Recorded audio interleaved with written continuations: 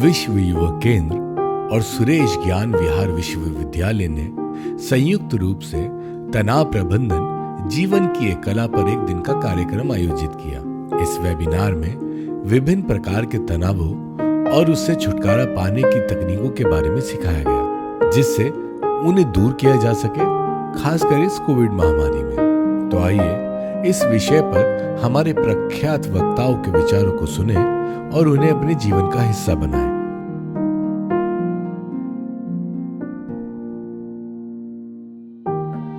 Respected Sri Suren Kumar Ahuja sir, management consultant and a senior motivational speaker, Sri Sanjay Dr. Professor Trilok Kumar Jain ji sir, Dean Suresh Gyan Vihar University, Sri Rajat Agrawal ji, Assistant Professor, Suresh Gyan Vihar University, Sri Uday ji, Chief Controller Vishwokin, respected participants from volunteer organization, academic institutions, and the beloved participants of Suresh Gyan Vihar University.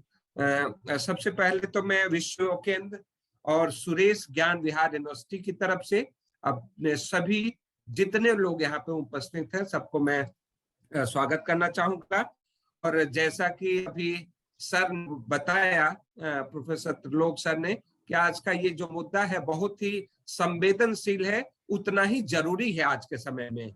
और आज का अगर ये समय देखा जाए, pandemic की अगर हम बात लें, और इस समय पे जो हम इस मुद्दे पे बात करने जा रहे हैं वह अपने आप में एक नायाब कोशिश है हमारी।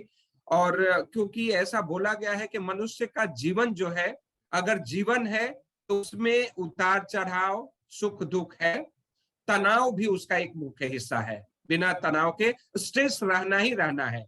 लेकिन आज का हमारा मुद्दा ये है कि इसको कैसे हम मैनेज करें, कैसे इसको हम ऊपर न जाने दें और नीचे न आने दें, उस पे हम बात करने के लिए हमारे इसमें दो एक्सपर्ट हैं इस विषय के, जिसमें हमारे सुरेंद्र आहूजा जी और संजय का इस फील्ड में एक अच्छा खासा अनुभव है। वो हमारे बीच में अपने इन ज्ञान को शेयर करेंगे हमसे, ताकि हम लोग कैसे इससे लाभान्वित हो पाए।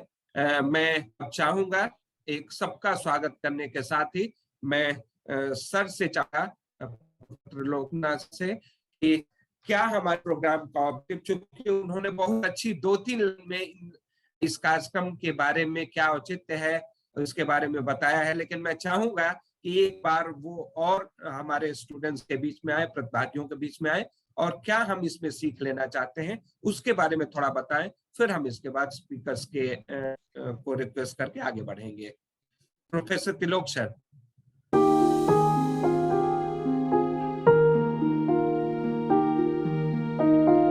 Particularly the young generation who are attending this program, I am sure they will agree with these words written by a very learned, experienced, respected poet, गुलजार साहब। इन्होंने सब कुछ कह दिया है जो आज के जमाने में कहते हैं। मैं उन शब्दों को नहीं दोहराऊंगा, क्योंकि हम लोग उन शब्दों को सुन सुन के पक गए। ये मत करो, ये मत करो, ये मत करो, इसलिए ये नई चीज लगी। अब सबसे पहले आज हम क्या करेंगे इस थोड़े समय में, ये है स्ट्रेस। और जैसा आपने देखा, एक इंसान इसको लात मार रहा है, तो हम ये समाधान ढूंढेंगे कि स्ट्रेस भला क्या है, स्ट्रेस कहते किसे हैं, स्ट्रेस कितने प्रकार की होती है, और खुशी क्या होती है, खुशी किसे कहते हैं, खुशी को कैसे प्राप्त किया जाए। सो हम इन दो विषयों पे बात करेंगे। पहले अपने विचारों को शेयर करेंगे, what is stress, what is happiness, then we will find a solution how to convert stress into happiness and how stress is essential for our life. तो शुरुआत करते हैं सबसे पहली डेफिनेशन ऑफ स्ट्रेस।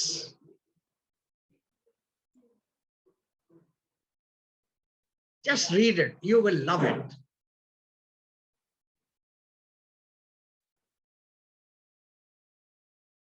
जब भी कोई स्ट्रेस आती है तो ये मुझे सिग्नल देती है भाई कुछ बदलाव जिंदगी में लाना पड़ेगा।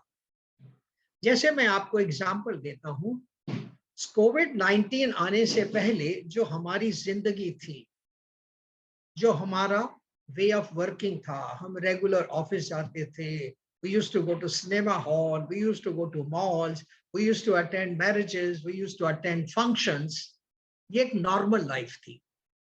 बट कोविड-19 आने के बाद is it the normal life? No, we had to do change to survive with the newer circumstances. ये सारी परिस्थितियां बदल गई। As you all will agree, जब ये कोविड-19 आया, शुरू तो 2-4 महीने हम सहमे रहे, अपने घरों में बंद हो गए, डर गए, लेकिन धीरे धीरे हमने चेंज लाया, परिवर्तन लाया। We learned how to survive. We learned how can we work from home. We survived how can we keep ourselves busy. तो ये बदलाव आया कि नहीं? इस बदलाव में 2 साल में हमने लाइफ को जीने का एक नया तरीका सीख लिया है। तो वो स्ट्रेस किस में परिवर्तित हो गई? चेंज में। चेंज से क्या हो गया? हमने बहुत सारी जिंदगी में नई चीजें सीखी। तो ये स्ट्रेस का फायदा है, नुकसान नहीं है। Stress brings change. दूसरी डेफिनेशन देखिए आप।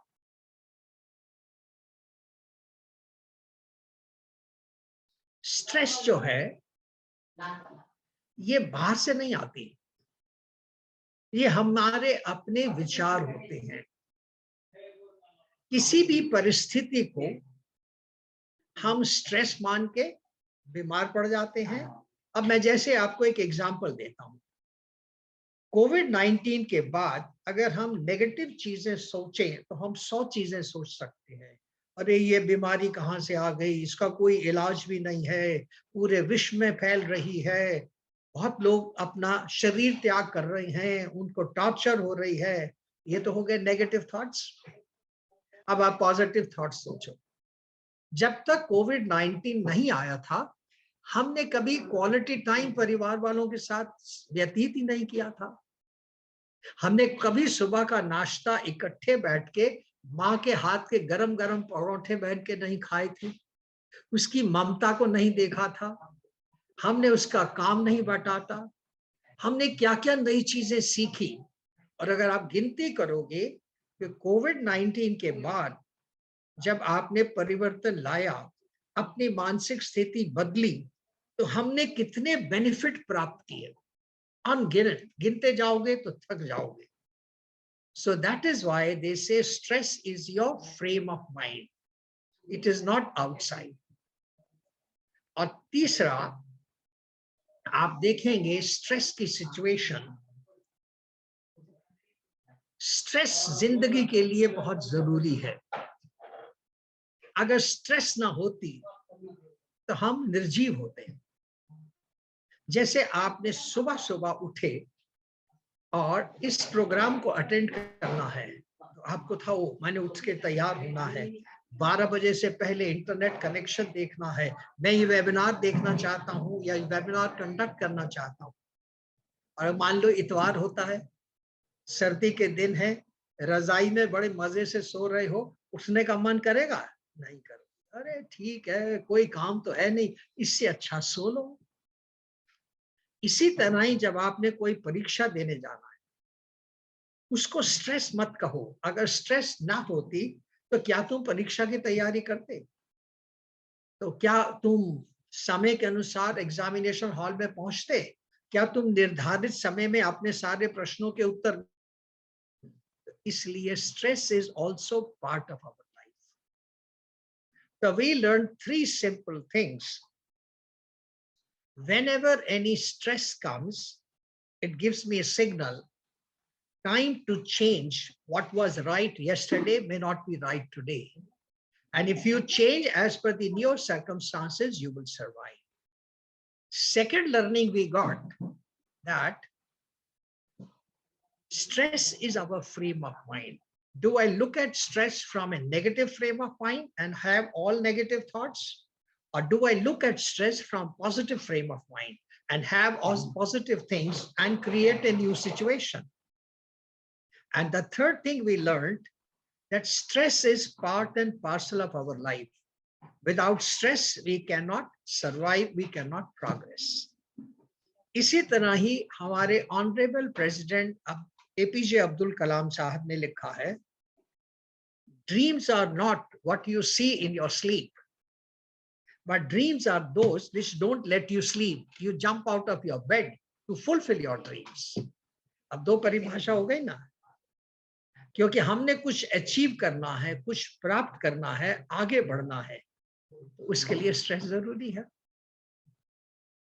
Do you all agree with me these definitions of stress? चलिए अब अगली चलते हैं. हैप्पीनेस किसको कहते हैं, खुशी किसे कहते हैं?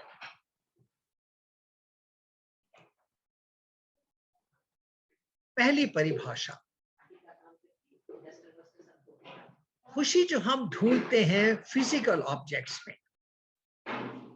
एक नया मोबाइल खरीद लो, एक नई गाड़ी खरीद लो, मेरे को अच्छे पैसे आ जाएं, मेरी प्रमोशन हो जाए, ये सारे गैजेट्स हैं. इनसे जो खुशी प्राप्त होती है वो बड़ी टेम्परेरी है, लेकिन एक्चुअली क्या फायदा होता है? इससे हम कंफर्ट प्राप्त करते हैं. पुराने जमाने में जब मोबाइल नहीं थे और हमने कोई कॉल करनी होती थी तो बाजार में जाते थे, लाइन में खड़े होते थे. उस जमाने में अगर किसी से बात करनी होती थी यूएसए में, तो मुझे आज भी याद है 32 रुपए लगते थे 1 मिनट के. और हम उस जमाने में पैसे भी पूरे सूरे होते थे, तो हम घड़ी देखते थे, जैसे 3 मिनट हुए, अरे भाई 100 रुपए खर्च हो गया, बंद कर दो. और आज आप इसी मोबाइल द्वारा विश्व में कहीं पे भी वार्तालाप कर सकते हो घंटों तक, क्योंकि कोई पैसे नहीं लगते. So these things provide us comfort. They don't provide us happiness. But happiness की actual definition क्या है? Happiness is not physical comfort. Happiness is emotional comfort. Happiness is a feeling. यहाँ पे मैं आपको एक छोटी सी कहानी सुनाता हूँ. मैं आपके पास आ रहा हूँ, ऑडियंस के पास. अब सारे अपना वीडियो ऑन करो मुझे, ताकि आप दिखाई दो, नहीं तो मुझे लगता है मैं दीवार से बात कर रहा हूँ. ये कहानी बड़ी इंटरेस्टिंग है और मैंने बड़ी रिसेंटली पढ़ी है. एक पिता और एक पुत्र खेत में जाते हैं, तो वहां खेत के बाहर एक पुरानी सी फटी सी चप्पल पड़ी होती है. तो पुत्र कहता है पिता से, पापा मैं एक नजारा देखना चाहता हूं जो मैं सारी उम्र याद रखूं. वो क्या? कहता है मैं इस चप्पल को छुपा देता हूं. जब वो गरीब आदमी इसे ढूंढता आएगा और देखेगा, परेशान हो जाएगा. तो मैं उसकी परेशानी देखना चाहता हूं. पिता ने कहा, बेटा तुम्हारे विचार तो ठीक है, पर मेरा एक और विचार है, मैं शेयर करूं. कहता हाँ बताओ पापा. कहता हम इन चप्पलों में थोड़े से रुपए रख देते हैं, दोनों चप्पलों में थोड़े से रुपयों के सिक्के रख देते हैं. फिर जब वो गरीब आएगा, इसको पहनेगा और इसमें उसे सिक्के मिलेंगे, तो उसके चेहरे पे जो खुशी आएगी हम वो देखना चाहते हैं, वो हम कभी नहीं भूल पाएंगे.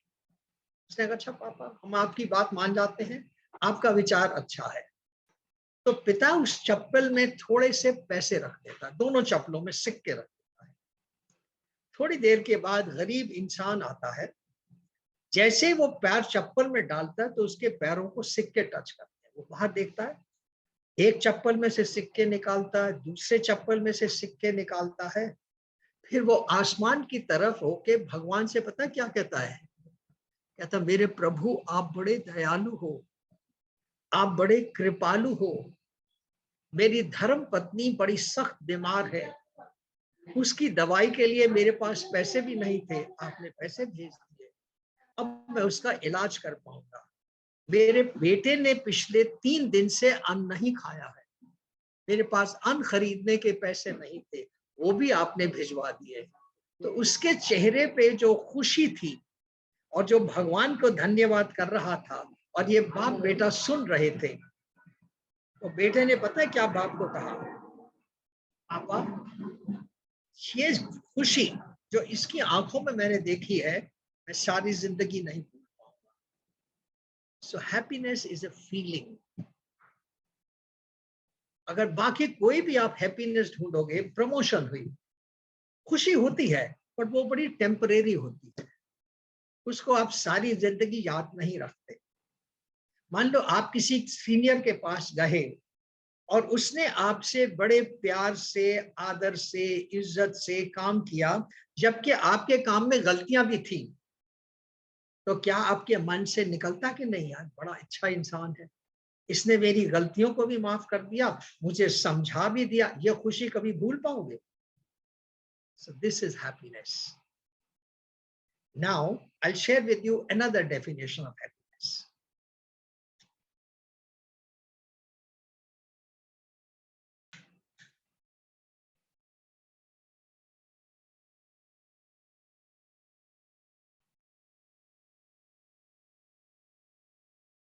वो क्या है? हम खुशी बाहर ढूंढते हैं, बट एक्चुअली खुशी है हमारे अंदर। स्ट्रेस भी हमारे अंदर है, खुशी भी हमारे अंदर है। तो ये हम पे निर्भर करता है, क्या हम स्ट्रेस को अपनाना चाहते हैं या हम खुशी को अपनाना चाहते हैं। अब आप सबके मन में एक प्रश्न है कि भाई, इस स्ट्रेस को हम खुशी में कैसे परिवर्तित कर सकते हैं। वो जो मैंने जिंदगी के अनुभव से सीखा, मैं आपके साथ शेयर करता हूं। अब बताता हूं, इसके पहले कि मैं शेयर करूं, क्या आप सब लोग मेरे से इस बात पे सहमत हैं? हमारी जिंदगी में रोज डिफिकल्टीज आती हैं, जिसको हम नाम देते हैं प्रॉब्लम। जैसे कोई डिफिकल्टी आती है, कहता है मर गए यार, एक और प्रॉब्लम आ गई, या ये प्रॉब्लम मेरी जिंदगी में आनी थी। और जैसे ही आप प्रॉब्लम शब्द का प्रयोग करते हो, तो आपके अंदर क्या विचारधारा होती है? नेगेटिव। मुसीबत आ गई, करना पड़ेगा। आपके अंदर सारे एक के बाद एक नेगेटिव थॉट्स आते हैं। बट मान लो, अगर आप शब्द प्रॉब्लम को रिमूव कर दें और एक नया शब्द प्रयोग करें, आपको दिखाता हूं।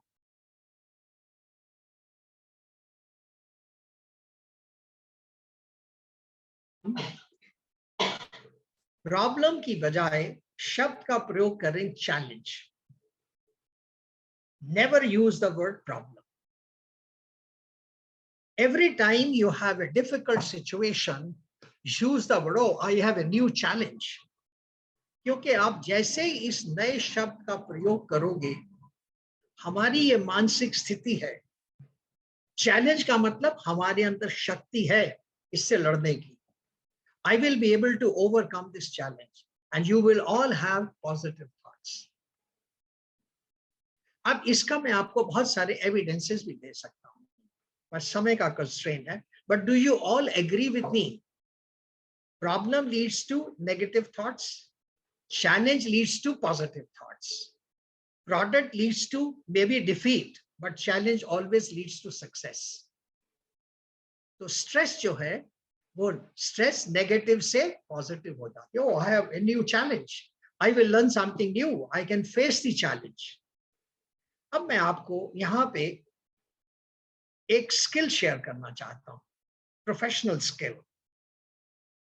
वो है रिलेटेड टू ह्यूमन साइकोलॉजी। जब हम किसी भी परिस्थिति में नेगेटिव शब्दों का प्रयोग करते हैं, तो हमारे अंदर नेगेटिव विचार आते हैं। ये बातें मैं विशेषकर विद्यार्थियों से कर रहा हूं। मैं अब आपको एक बड़ा प्रैक्टिकल एग्जांपल देता हूं। मैं एक विद्यार्थी हूं, मैंने लेट अस से बीकॉम ऑनर्स की परीक्षा दी, रिजल्ट आया, फेल हो गया।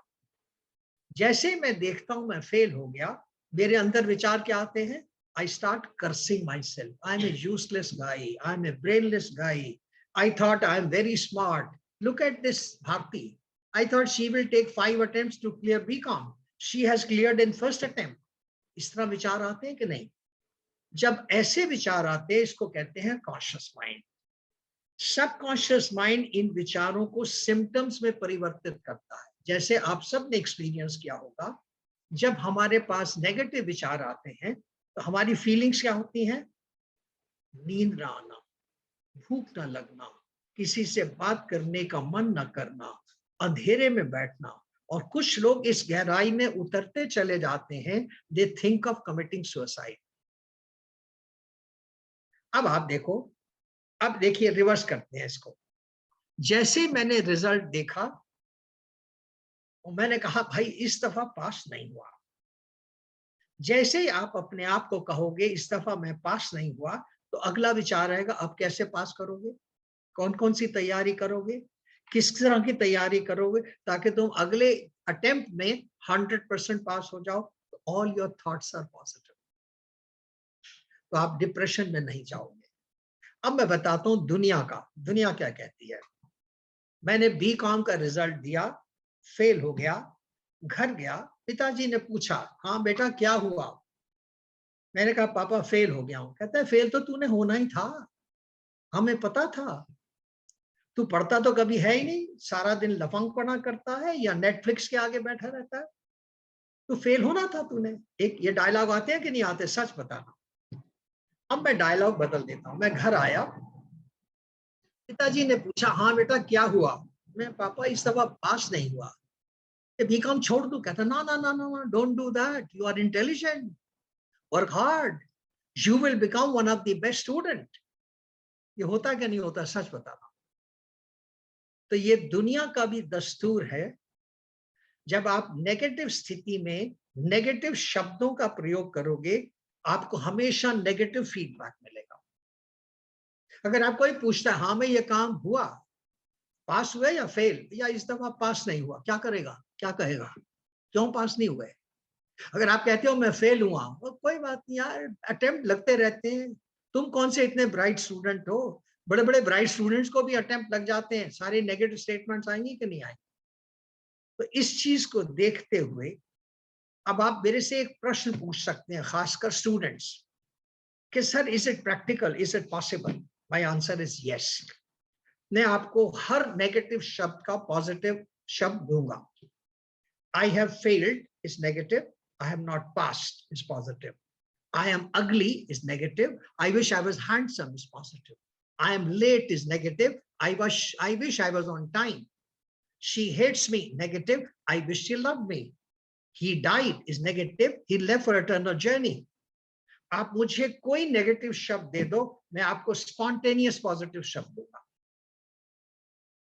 तो ये जिंदगी का सबसे बड़ा गुर है, सबसे बड़ा गुर है कि कोई नेगेटिव सिचुएशन जो हमारी जिंदगी में रोज आती हैं, which leads to stress, convert the stress into happiness by simply changing thoughts from negative to positive.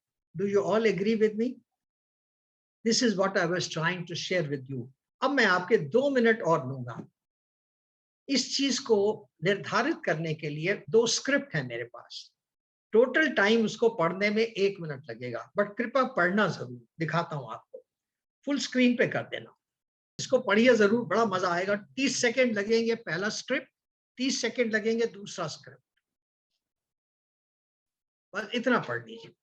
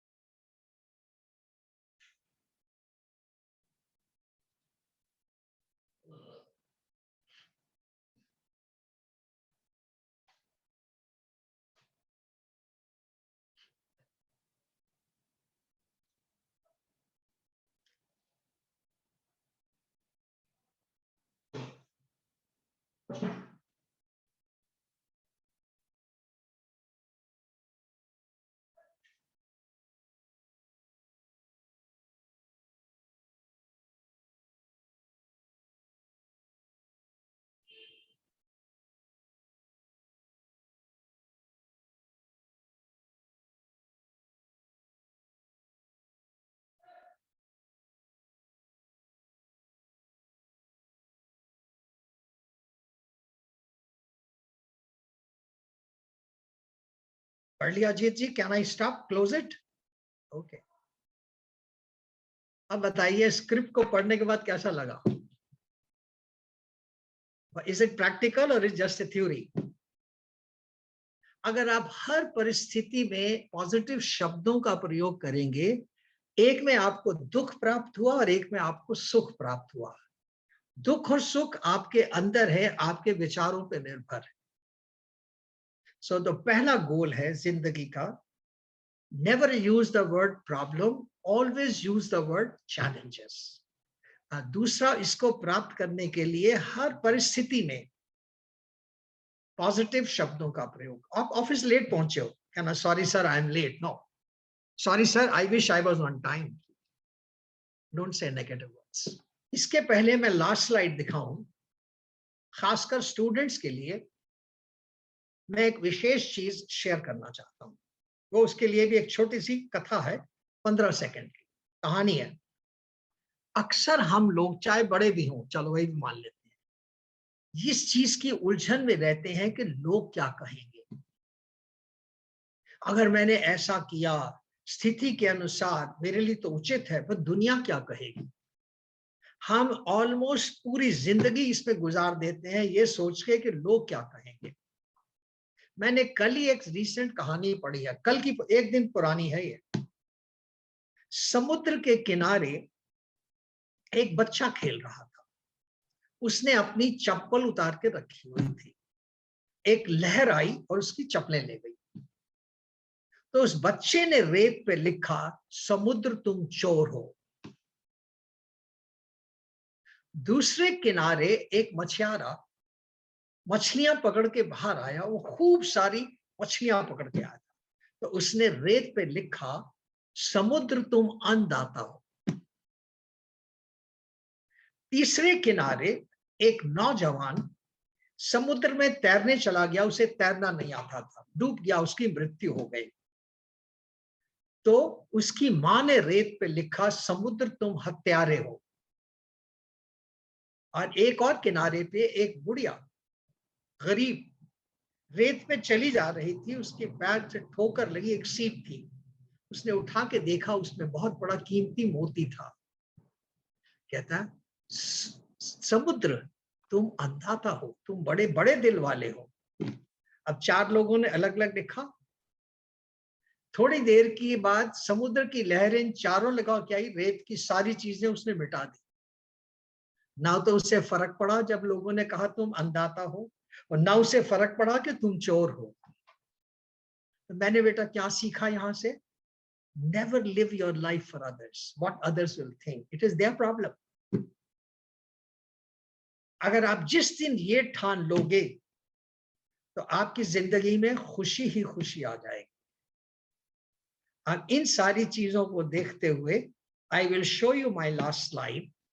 Have a look.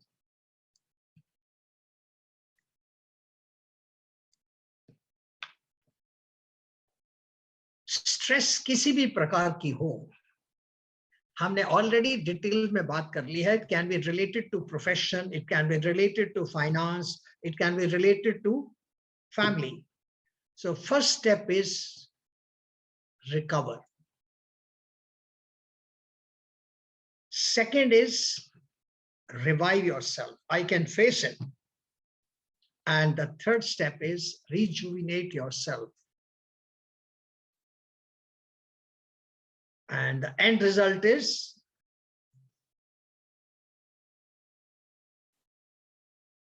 be happy. With this, I would like to conclude and wish you all the success everything, whatever I learned in life, I have shared with you how to transform stress into happiness. Thank you very much.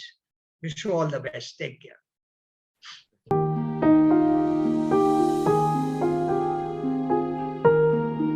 Opportunities that are emerging for change management in this. I'll come to that and possibly see,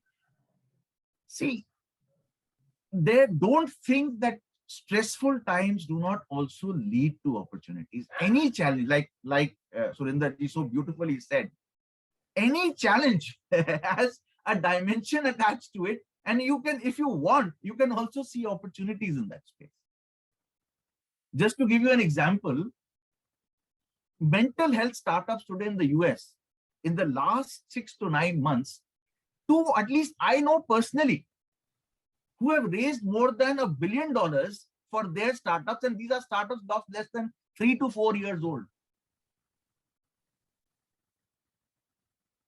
Think about it. Covid हुआ, लोग $1 billion raise करके शुरू कर दिए उन्होंने अपने startup वहां पे, और इंडिया में भी मेंटल हेल्थ स्टार्टअप्स हुए हैं इसी period.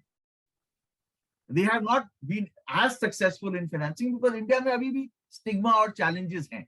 Luckily, like I said, we also have our spiritual core here. We don't necessarily need mental health startups. People can go to the neighborhood, these things. बाहर spirituality का इतना core dimension नहीं, यहाँ है. तो यहाँ आपके पास वो भी option है. But I am just giving you an example to show you कि दुनिया में opportunities की कमी नहीं है just because there are challenging times. And there is no reason why you cannot still make a very solid change. In my own field, for example, if I were to give you an example, what has happened is in the yoga space, the entire world today has a global shortage of yoga trainers.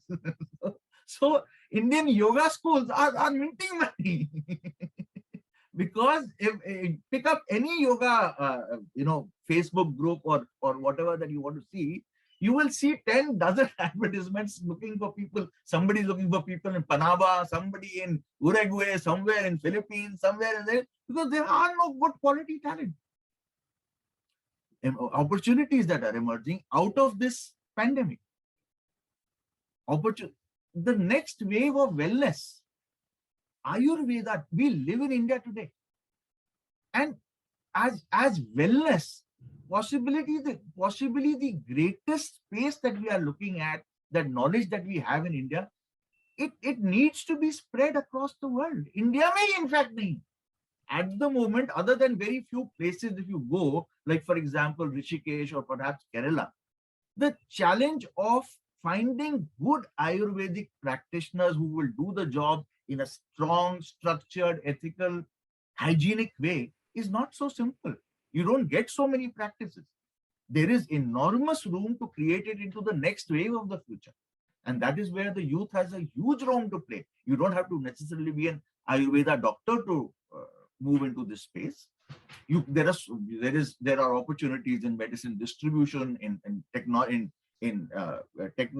technical operations, in Panchkarma operations, setting up centers like for Panchkarma centers, entrepreneurship opportunities for people today, as a consequence of the importance of wellness which has come out as a part of this pandemic.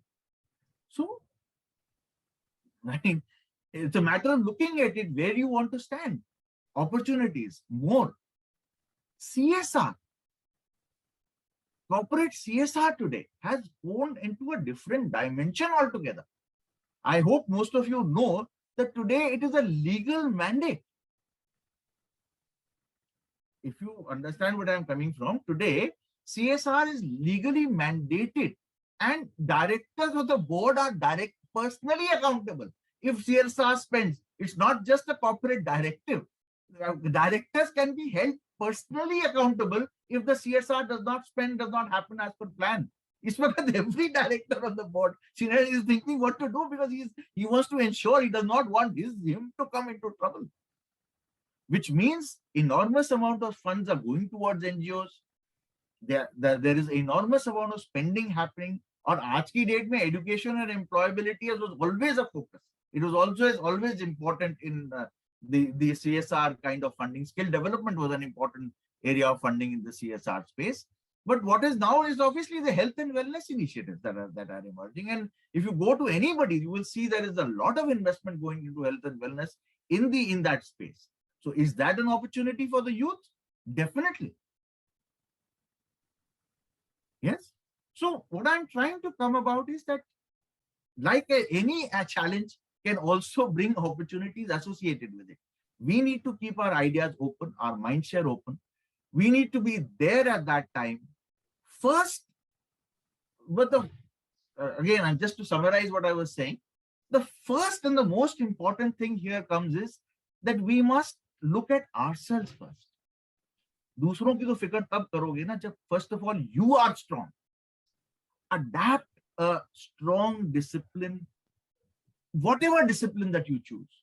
That should be good, it should be focused, it should have a well-balanced setup encompassing, like yoga, for example, a wide-ranging discipline encompassing breath work, meditation, a combination of that. Become strong yourself. Look for opportunities. Today, there are enough opportunities for change, especially in health and wellness. Yoga, Ayurveda, CSR are all opening up very, very wide avenues for all of you. And so I'll sort of break it here. If there are any questions, I'll be happy to look at and take it from there. Yeah.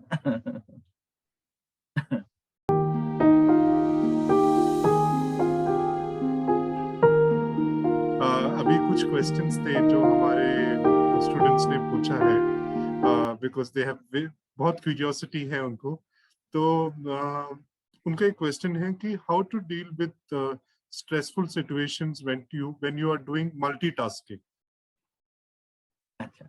See, multitasking is always a challenge. You know, it's something that is there, and you always need to be able to balance and manage multiple roles and multiple tasks. Is always a challenge, which is something that it's a skill that needs to be groomed. You know, very honestly, a skill that needs challenging. And my own experience I can share with you is that for me, the practices that I have done, that we do regularly in the breath work, the meditation, and the spaces that we do regularly, you find that it builds capacity to multitask. You know, it allows you to juggle and keep multiple balls in the air, because you need awareness, you need skill, you need ability to manage. And my own experience tells me that the practices that I shared with you, both breathwork, meditation, and other spaces, help enhance multitasking skills enormously.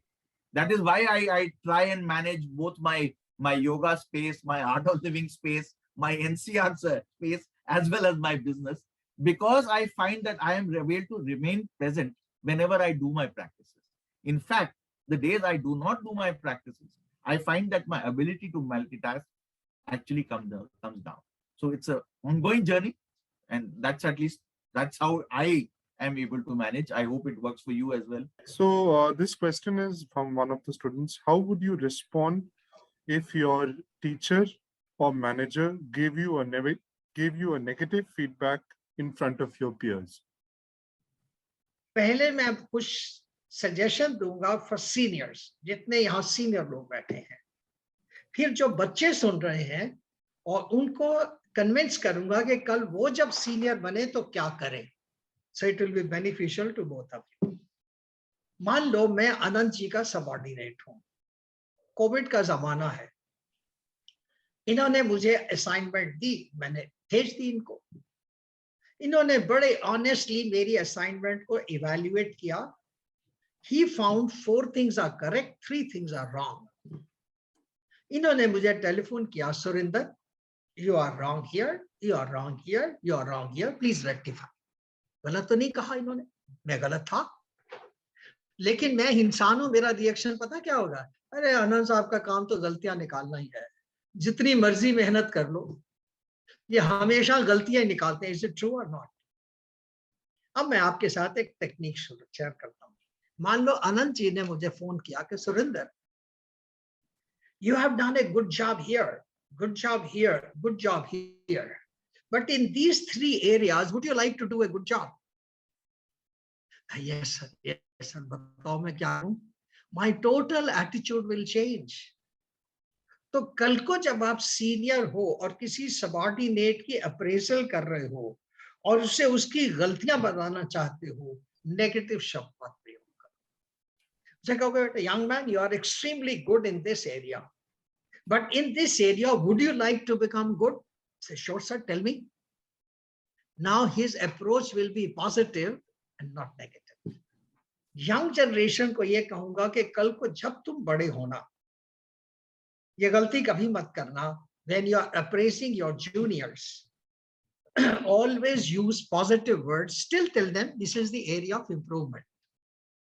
Instead of saying this is where you are weak, no, this is area of improvement. दोनों शब्दों से, ये शब्दों द्वारा ही हम feelings लाते हैं दूसरे की। एक जगह एंटागोनाइज करते हैं, एक जगह उनको फेवरेट बनाते हैं। Do you think this technique will help? You are good. Would you like to become good in this area also? Say, sure, sir. Please tell me. Kindly use this technique. It works wonders. How do we deal with stress in this times of COVID? And as we know, the various other waves of COVID are coming in, and there's also a third wave being expected in February. So how do the youth who are about to find jobs, how do they deal with this stressful situation of whether they, after being educated so well for a number of years for spending, and after that they have to live a life in question whether do they get a job or not? Because just in US we heard there are so many thousands and thousands and lakhs of people who are quitting the jobs, and it's a wave which is going on, and people are quitting the jobs. So how do youngsters, do they feel pessimistic about it? Do they feel optimistic about it? What should they do? So this is our final question. The pandemic has been a major incident. Nobody can deny the consequence and significance of what has happened. So many people have lost lives, so many impacts have happened. But again, I earlier in the talk I had mentioned that that larger perspective, keeping that in mind, we underestimate the strength of humanity to overcome crisis. We have dealt with many crises like this in the past, not necessarily medical, but there have been in enormous amounts of tragedy. There has been the World War II. There has been so much that we have dealt with in this course of human history. So much. We have all come out of it. The same will happen here. And in fact, with the pace of scientific technology, the way we are handling it today, the very fact that vaccines are being developed within a year, a process that normally took at least 4 to 5 years, is a consequence of human ingenuity, and human ingenuity should be respected for what we are doing today. Resilience in terms of 10 times is a very important sign of wellness. And circumstances like these require resilience. Know that essentially, in at least my personal judgment, the larger part of the pandemic is unlikely to go beyond 2022. They understand that because the science behind it in any case is very largely taking care of it. Most people, at least we know, are double vaccinated today. A new variant has emerged, yes, but then science will also find a solution to that. You can rest assured of that. Nobody's sitting around. People are doing their job. The scientific communities are going at it, hammer and tongs, burning midnight all day in, day and night. So is our government today.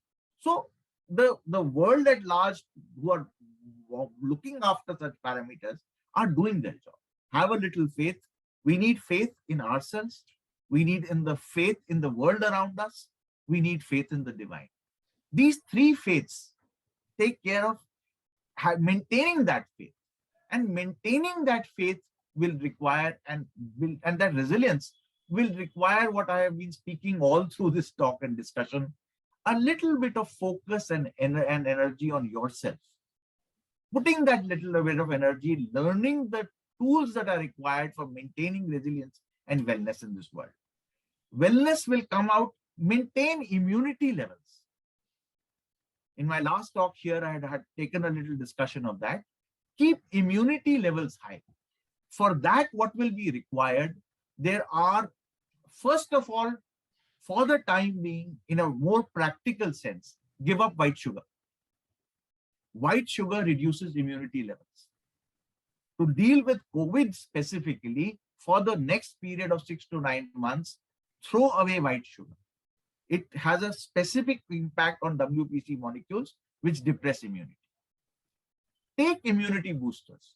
If you consult any sensible doctor or Ayurvedic these things, they will guide you on what good immunity boosters are.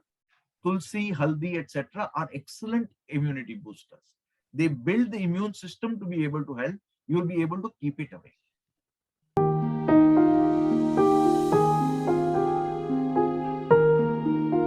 देखिए, हम विद्यार्थी हों या हम teacher हों या हम एक कार्य करने वाले कार्यकर्ता हों, सबसे बड़ी चीज अगर है, यदि आप खुशी पाना चाहते हैं तो किसी को सर्विस देना, किसी को सेवा देना। इससे ज्यादा खुशी कभी भी जीवन में मिल नहीं सकता।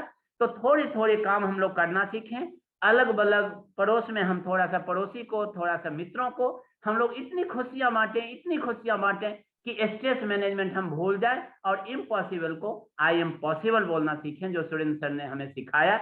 और चैलेंज को दूर करने की कला सीखें। प्रॉब्लम तो जिंदगी में है ही नहीं। कोई धरती पर ऐसा व्यक्ति नहीं आया, चाहे वो रामचंद्र जी आए हों, चाहे कृष्ण जी, चाहे यीशु मसीह आए हों, चाहे पैगंबर मोहम्मद आए हों, चाहे भगवान बुद्ध आए हों, कोई भी आए तो इस जिंदगी में किसी को परेशानी नहीं है, ऐसा हुआ नहीं। उसी बीच हमें रास्ता बनाने हैं। मेरी तरफ से इतना ही संदेश हम अपने भाई बहनों को हम देना चाहते थे कि बी हैप्पी। यदि आप हैप्पी होंगे, दुनिया आपको खुश नजर आएंगे। यदि आप खुश नहीं होंगे तो दुनिया खुश भी होगी, तो वो नजर नहीं आएंगे। मौसम कितना भी अच्छा हो, जब तक इनर फीलिंग्स हमारी नहीं होगी अच्छा, इंटरनली हम हैप्पी फील नहीं करेंगे, तब तक एक्सटर्नल वर्ल्ड हमें हैप्पी नहीं कर सकता है।